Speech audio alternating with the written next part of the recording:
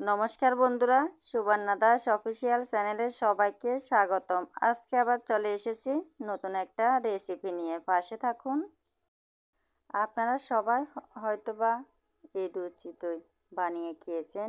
আজ আমি কিভাবে এই দুধ চিতই পিঠা বানাবো তা আপনাদেরকে দেখাচ্ছি।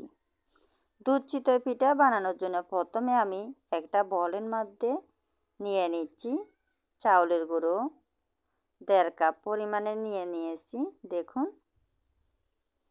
এবার এখানে দিয়ে দিচ্ছি আমি স্বাদ মতো লবণ। স্বাদ মতো লবণ দিয়ে দিলাম। এবার লবণের সাথে চাউলের গুঁড়ো ভালো করে মিক্স করে নিতে হবে। আমি এই চাউলের গুঁড়ার সাথে কোনো সুজি আটা ব্যবহার করব না, শুধুমাত্র চাউলের গুঁড়ো দিয়ে এই ব্যাটারটা রেডি করব চিতই পিঠার। দেখুন আমি এখানে দিয়ে দিলাম গরম জল। গরম জল একসাথে আমি বেশি দিইনি, কম পরিমাণে দিয়ে চামচের সাহায্যে ভালো করে আমি মিক্স করে নিচ্ছি। এভাবে আপনারাও জল একসাথে দিতে যাবেন না, পরিমাণে অল্প অল্প করে দিয়ে এই মিশ্রণটা তৈরি করে নিতে হবে।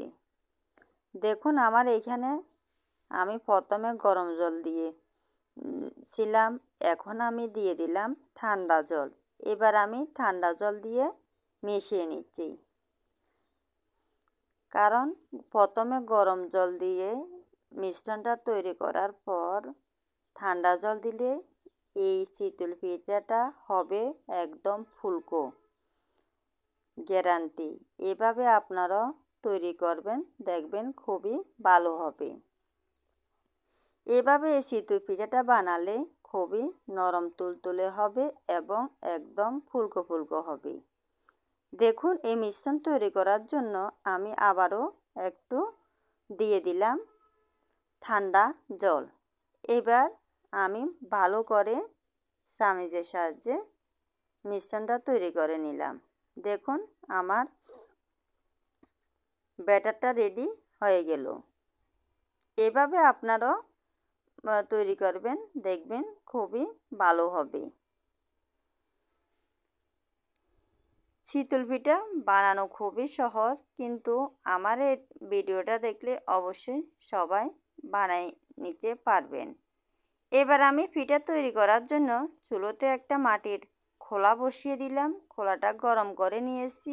এরপর একটু সরষের তেল দিয়ে খোলাটা মুছিয়ে নিলাম।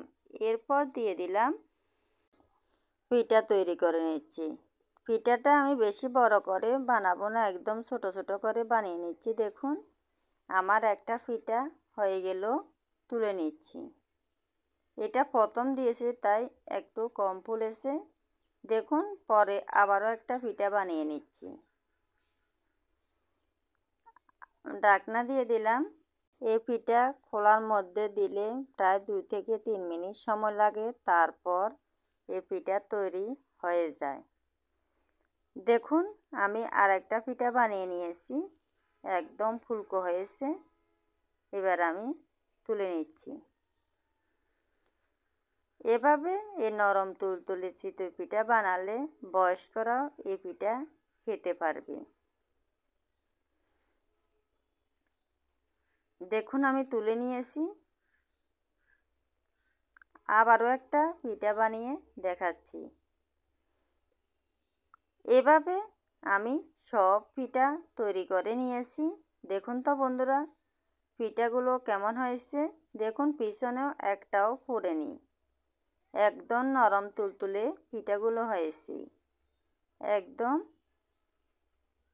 ফুলকো ফুলকো হয়েছে।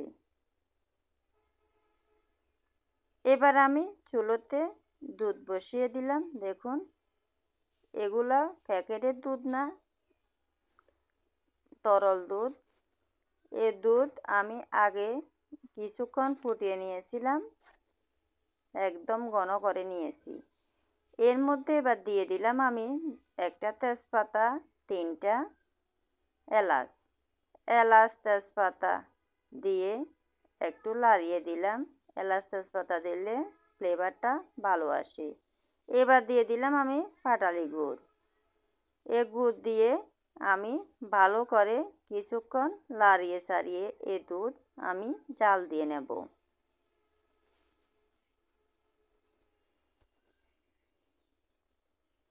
এবার দিয়ে দিলাম স্বাদ মতো লবণ।